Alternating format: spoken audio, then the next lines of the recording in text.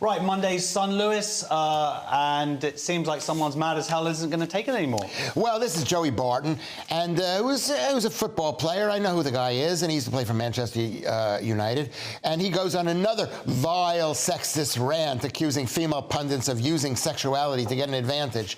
This is one of the most, this is a zero story in the midst of a non-story. Basically, they're mad at him for accusing non-named pundits for getting their jobs through sex, but we don't know who these were. It's hard to make an accusation if you don't. By the way, we should cut to this photo that you have up now and discuss how you got your job.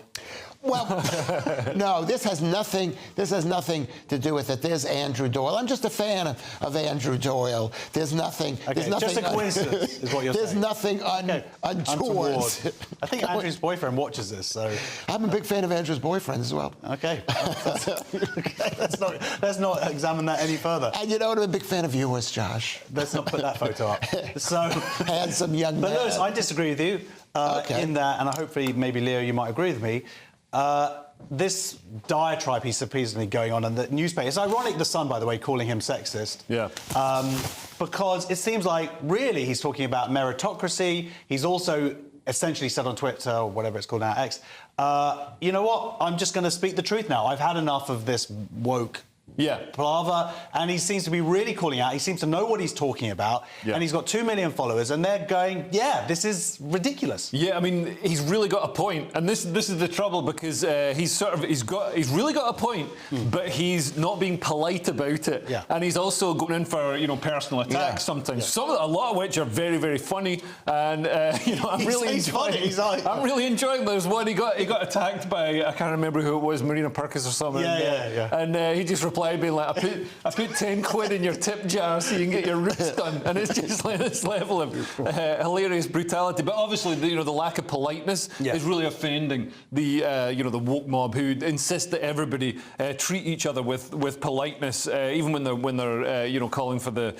genocide of Israel or whatever. But yeah, I mean, he's obviously people use their sexuality to get an advantage. Everything he says has got like at least. Yeah, but how is this a story? How is this a story? I'll tell you why it's a story, Lewis. This is why I believe it's a story. Because he's an example of one more part of the dam breaking against the diversity, inclusion stuff, against what the trans ideology, all this stuff that's been building for years now, where sensible people have had enough and said, you know what, someone with a penis is not a woman and shouldn't be sports, and all the other stuff that comes with it. Now, I don't agree with everything that he says, but the point is people are speaking their voice now. People are speaking and saying what they think. And I feel like people have been living in fear now for years, and now I feel like the dam is breaking. But has he named the name? No, he has. Joanne Smith, she used the sexuality. Named the name for the sexuality thing, but he's named the names with the football commentators, and we all know that these diversity hours in every aspect of life. It's not just football commentating, but they're, a lot of the time they can't do the job, and they're not selected because they're the best. Yes, but that's not this story. This story is, he said, there's somebody working out there. Fine, but this is part of the great hell. Right.